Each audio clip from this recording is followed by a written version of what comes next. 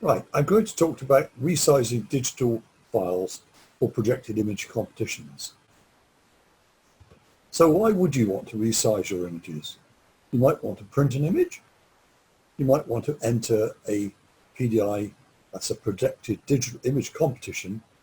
You might want to display on a website or even send an email image.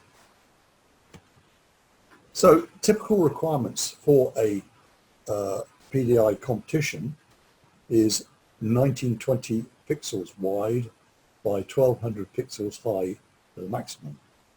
And in this sort of case, the portrait format will be limited to 1200 pixels high. Larger images may be rejected by some competitions, or in a few cases they might be automatically resized. Smaller images are clearly not using the total resolution available, so could put you at a disadvantage. If your image is not exactly 1920 by 1200, if that is the size, for example, one of the dimensions is a little bit smaller, you may wish to add a key line around the image so it stands out from the background. Usually the key line is white or a light color at least. The display background software nearly always default to black if you put a smaller image in. That's true of our software. You will need to use a JPEG format. I've not come across a competition that's asked for anything but JPEG yet. And we suggest medium or high quality JPEG is more than adequate for this sort of projection. Color profile is the thing you must get right as well. sRGB may be a competition requirement, as it is with club competitions, but projector profiles are usually sRGB, which is why? Because it matches. A lot of people will produce Adobe RGB 1998 files for printing, as I do, and will need to convert to sRGB at the time. If you don't convert, your image may be projected in very low saturation and contrast. And in fact, I would say, point here, some time ago we had a member, who was a very experienced member, who always put his images in Adobe RGB, though he'd been told several times to convert them to sRGB. He pleaded that he didn't need to, it didn't matter, his pictures were winning competitions everywhere, and he wouldn't listen. When they were displayed in the club, they were displayed with low contrast, poor saturation, and he was angry, thinking it was our fault. It was his fault, though. Anyway, eventually, because the person who produced the software happened to be a club member, he actually modified the software, which is the software used now in a club. It actually recognizes sRGB or Adobe RGB, and it will convert as necessary. But you cannot assume that other competitions, external competitions in particular, will do that. So, for example, if we were entering a battle with Gloucester or Cirencester, you can't assume they'll be using the same software as you use. So it is good practice to do all this, to resize and convert correctly. I will now give you a practical demonstration of resizing using Photoshop Elements. This is a fairly old version of Photoshop Elements, version 9, but even the latest versions, it would be almost identical because this is a very fundamental requirement in resizing images. So we have an image open here, and I'm going to select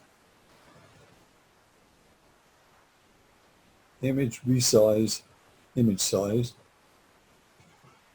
and you can see that we come up with a pretty standard window here, and it's important that we click Constrain Portions. That's there, and you see that automatically links the two dimensions.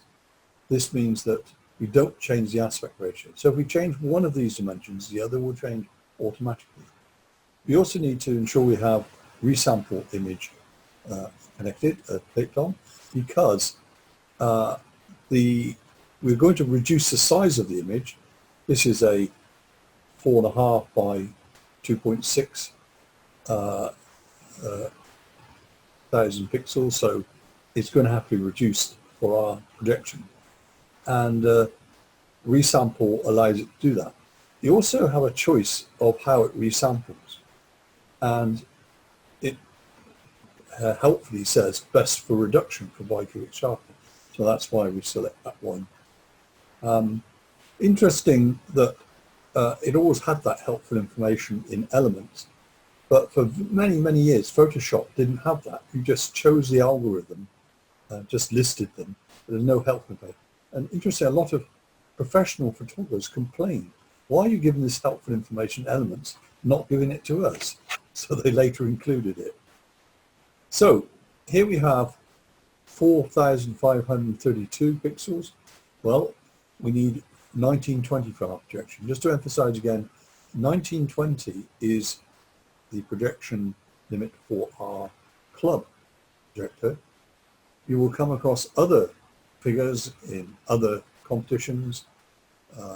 Popular one is 1400 by 1050, which was true of our old projector in the club. You can get some even smaller ones now, but generally most clubs will be using the sort of level we're using now, 1920.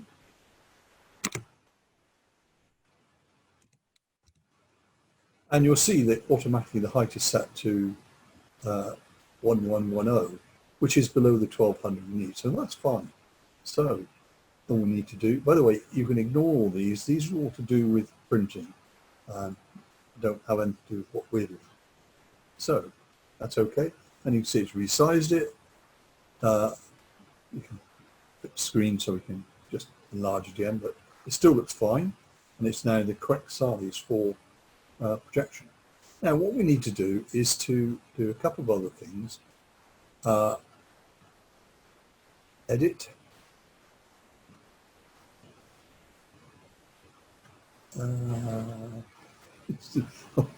It's on image again.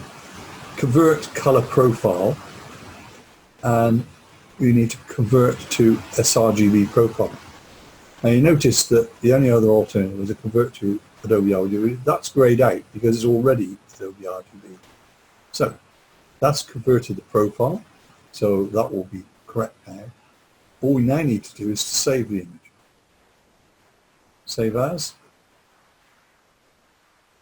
Now we could give it a title at this point. I wouldn't necessarily title at this point. I'm going to think very carefully about titles I use for competitions. But and we need to set it to JPEG. That's for competition. And then save. Now it's offering us quality choices now. Interesting that these quality choices, if you go for a smaller quality, you'll get a smaller file. And that can be important for some competition, not for ours. We don't put a limit on our file size. But many competitions, they will actually set the file size as a limit. They won't tell you what quality you use. You use high quality, you can get away with it. In our case, the club, you don't put a limit, so I set the maximum quality. It tells me it's going to be 2 megabytes. That's fine. Okay. So that image is done. So let's do another one, because this is in a different dimension. Remember, I said that we must make sure the height doesn't exceed 1200. So, image, resize again, image size. This time you can see the height is the largest number. We've set all those, they're all correct. Oddly enough, that's not set correctly. And this time we will set the height 1200. And the width is 884. Yes, that's going to be rather narrow. It's not going to use as many pixels as are available, but it's one of the choices you make if you use a portrait-shaped image. It can be said, it has been said by some people, it is best to go for landscape images to get the best out of this projected photography, but I wouldn't worry about that, because the projector we have is very high quality, and even the portrait image would look fine. We don't see any obvious disadvantage in competitions. So we'd OK on that. Big again, and if we can convert color profile to sRGB, and just again quickly save as. Let's call it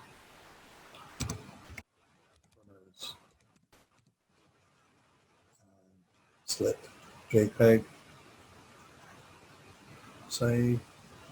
I know it says existing. That was probably the one I did yesterday, which is already there. Fair enough. Well, we'll save over the top. That's perfectly all right. So that is Photoshop Elements, which is fairly straightforward. So what I want to do is to move on to Photoshop itself. This is actually Photoshop 2020, so it's the most current version of Photoshop. And here we have the similar image, and we're going to go for image, it's image size again. And would you believe it's a very similar screen, so it's not very different to Elements. There are just one or two other things in a slightly different place, but other than that, interesting fit to original size. Not quite sure why you want to do that. Still, these are a choice of some standard sizes which you might want for some reason. I noticed that some of these are projector sizes, but not our projector. And some of these are standard print sizes. But we go for custom, so we can set what we like. Again, we need to resample. These two are linked, which is correct. Let's keep our aspect ratio the same. And we have bicubic sharper, which it recommends for reduction. This is the tip they picked up from Elements. So, width, 1920. And again, 1110 is the height, which comes out of that automatically. Well, that's very straightforward, much as we thought before. Now, we can, I should be able to resize that. I don't think it particularly matters, but we can make it bigger. Right, now we need to look at the color profile. I think it is in a different place here. It's Edit, Convert to Profile. And here we do have a lot more choices. You wouldn't be stuck with just choosing sRGB. If you look at the drop down, you can see the number of things that we could choose from. They're an enormous number. A lot of those are actually to do with printing, etc. They're not relevant to what we want anyway. But nevertheless, it's happened to default to sRGB, so we'll leave it there. It is telling us the current profile is Adobe RGB, which I knew, but that's quite useful to be able to be reassured. So let us say OK to that. We now want to save here as well. Again, save as, save on a computer, and we're going to choose JPEG again. And we could rename at that point if we want to. See. Save. So we're still in Photoshop, and we have another method by which we can resize in Photoshop. And this is an interesting method. This allows for large numbers of pictures to be processed at the same time, though it's quite fine for only a small number, 2 that we're going to do in this case. So we run down to the File, Scripts, Image Processor. Now the window you see coming up here has a number of options. Selecting the images you want to use. You could select by folder. Here you select the folder, and you'd have to go out and actually find them. But in this case, we're going to use Open Images because we have the 2 images open. And then where do you want to save the images? In this case, I've picked Save on the same location just for convenience. But again, you could select a suitable folder and find that folder. And then we have all the other things we want to set. We know we need to save as a JPEG ultimately, and quality, 12 here. Again, we can change all of these figures. we need to convert our profile to sRGB, which it offers us, resize to fit, again our pixel dimensions 1920 by 1200. Out of interest, you could have saved as PSD or a TIFF, but in this case, we want the JPEG files.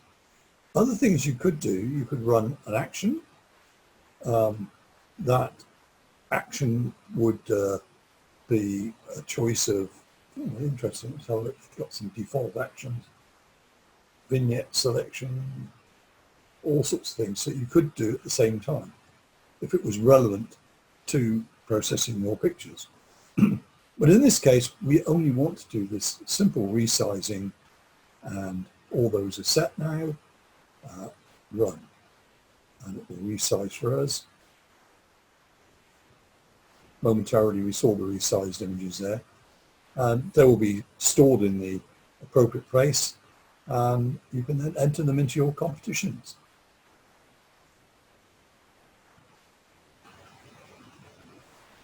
Right, we're now in Lightroom, and again, this is the latest version, Lightroom Classic, and I had the images in a folder called Resize for convenience, and the two images I have for resizing here. Again, I've chosen two slightly different images this time. I'm going to select both of the images, so they're both selected now. In Lightroom, all we need to do is to export. So you click on export, it comes up with the export window, and we'll choose a number of things. Location, export to specific folder. Well, what I've chosen here, it's already there. It's the folder they were originally in. But I've clicked put in a subfolder which I've called JPEG comp. It would be helpful to be able to find them for your entering the competition. You can do a lot in this. At this stage, we could rename the files as well. I'm not going to choose to rename them, largely because I don't normally rename at this point. I tend to name them individually at the last minute when I decide what might attract the judge, which doesn't really work, but there you go. Image format, JPEG, color space, sRGB, limit the file size to, you don't have to, you can do it by quality as well if you wish. You can use a slider for quality, but limit the file size. It was on there because that's typically what I would do for external competitions. They will give you a figure. By the way, it's 2000K can be a bit confusing. It's only 2 mega. So if they were limited to 1, it would be 1000. Anyway, I think we'll leave it 2000 for now. Now you set the image size here. So you set resize to fit, width and height. It's already on those. 1920 by 1200. You might wonder why these figures are all there. It's because it will always default to the figures you last used, which is obviously very convenient as our competitions are using the same figures every time. Now other things you can do, sharpening at this point. One of the things is when you resize your image, you're reducing its size. From some of the images from our big powerful cameras now, it's a fairly considerable reduction. And that softens the image a little. So it could do with a slight resharpening. And this will do a final slight resharpening. And you tell it what it's for. So if it's for matte glossy paper, or in this case screen, you can go for low, standard or high. I stick to standard and it seems to be fine. Other things you could do, you could remove metadata and things like this, remove location information. You're shy about where you've taken a picture. I don't do any of that for our competitions, but you may have reason for doing that, particularly external competitions. You could add a watermark, which obviously we don't do for competitions. And you can do other post-processing if you want to. So there's an awful lot you can do with the Lightroom export, and this is certainly my preferred way of resizing images. It's done it, and you'll see that at the top here, it actually moves up the screen to where you have done it. So it's put in JPEG competition, which is this subfolder on resizing, which we asked it to create. So it's put these two images in there. And I clicked on that because we were already pointing at the original one. So these are the resized images. And we can look on the menu and just check that it's actually resized images.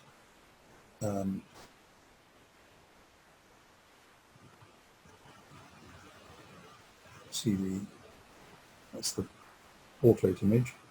The other 1847 by 1200, which is fine. Now, one thing you need to think about is whether your image is going to look okay against a dark background.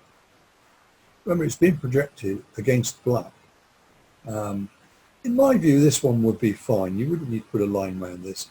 Yes, it is a bit dark at the top, but you can still see all around the image. You can still see it clearly. It doesn't blend in with the background.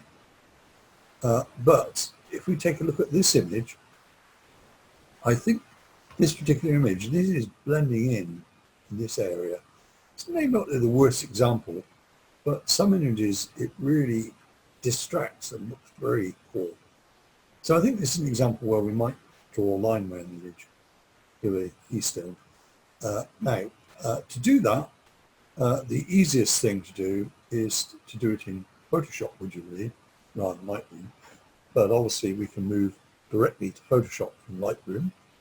So I would just press Control E. Right, so our image is now in Photoshop, and drawing this key line around it is actually very easy to do. One of the things you need to do is to think about the color of the key line. I mentioned in the PowerPoint that you might choose white or a light color. Actually choosing pure white tends to be a bit severe and distracting in some cases. Also, do not choose a very thick key line. That is also very distracting. I noticed a judge recently complained about a very thick key line. Could mark you down, you don't want that to happen.